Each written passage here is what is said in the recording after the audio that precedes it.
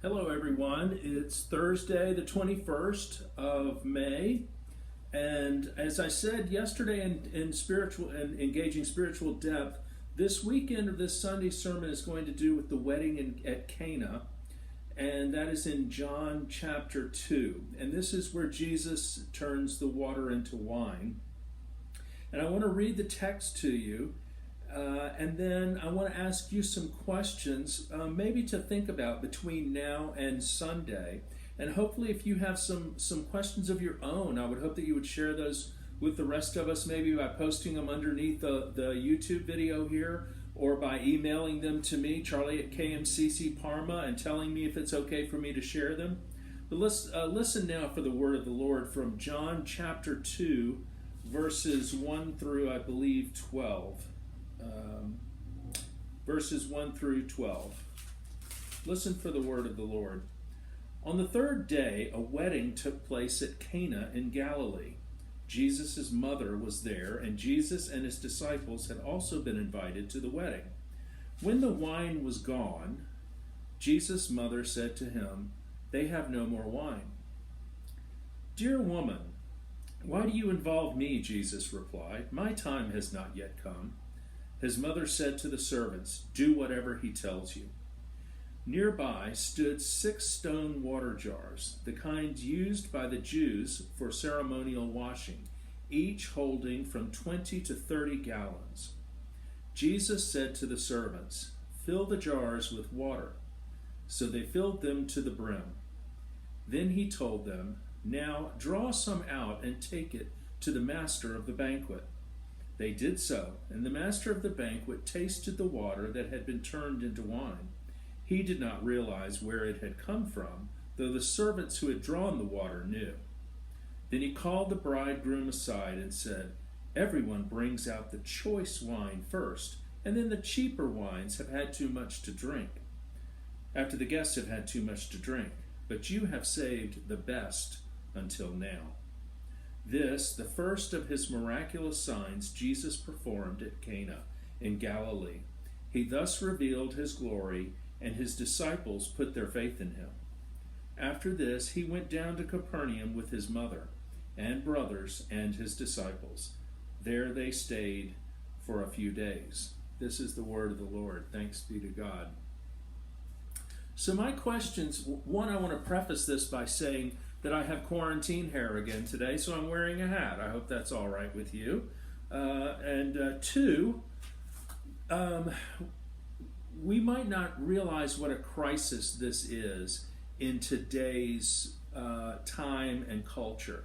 In ancient times, the wedding of the bride and the bridegroom was a celebration that would last sometimes a week. And it was the biggest week of the bride and bridegroom's life.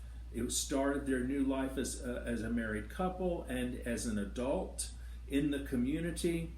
And for something to run out of wine in the middle of the wedding was an unthinkable, it would have been so shame producing for the family and for the bridegroom.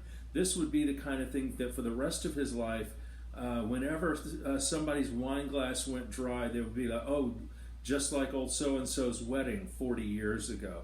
It would have been a mark of tremendous shame. And I don't think we probably really think about that as much when we're reading the text. Some of the questions I wanted to ask you as we look at this and we hear the dialogue going back and forth and the descriptions is... Jesus is not referred to as Mary the way she is in the Synoptic Gospels. Here she is just called the mother of Jesus.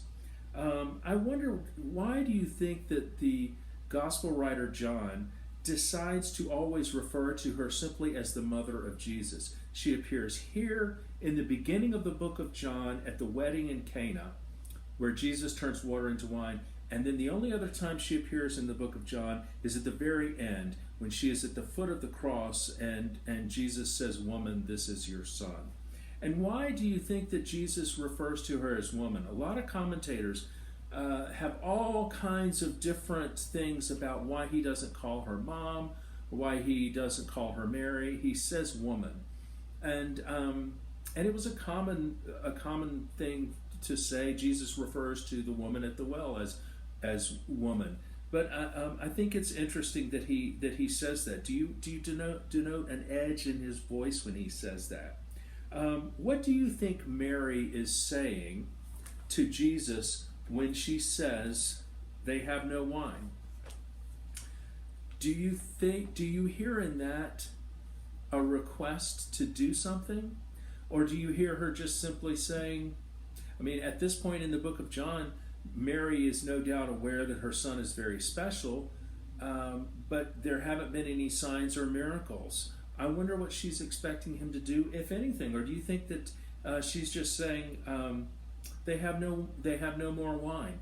I know I have my opinion. I remember. Well, I'm not going to tell you what my opinion is. I have an opinion on that, but I'm projecting into the text, which I'm told is bad to do. But I have to be honest with myself and think and say, I have a feeling what she's saying.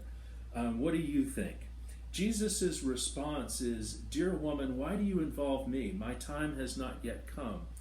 We're going to spend a ton of time, but we're going to look at. I did some translating in the ancient Greek, or the Koine Greek. We're going to actually translate that together, and then we're going to see how different versions, the NIV, the King James Version, the New American Standard Version, translate this. Here in the NIV, it says, "Dear woman, why do you involve me? My time has not yet come." Okay, now the inflection in my voice says what I'm thinking.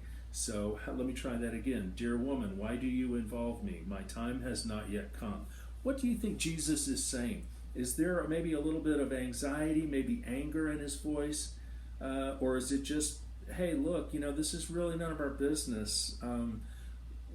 When you think about this reaction that Jesus has in his answer to his mother, does that give you any clues as to what the relationship might be like? How does it sound to you? Then, just a couple more. Why do you think John tells us that Jesus specifically uses stone jars used for the purification rites for the Jews in order to turn water into wine so that the party can keep going? Why do you think that is? Certainly they're large stone jars, 20 to 30 gallons.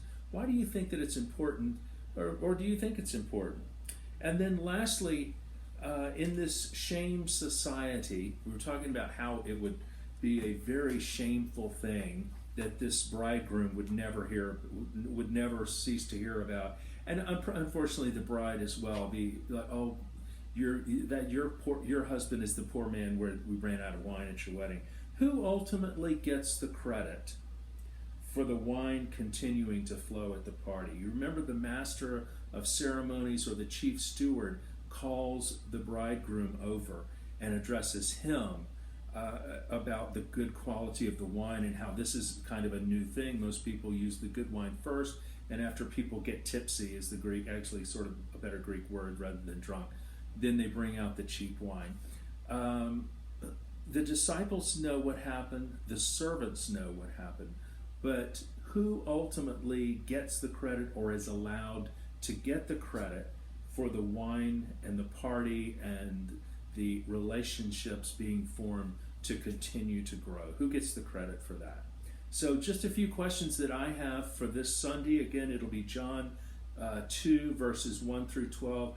Please post questions or comments of your own underneath on this video, YouTube video, or send me an email and let me know what you think and how you're thinking about it. May God bless you, and I'll see you Sunday. Bye-bye.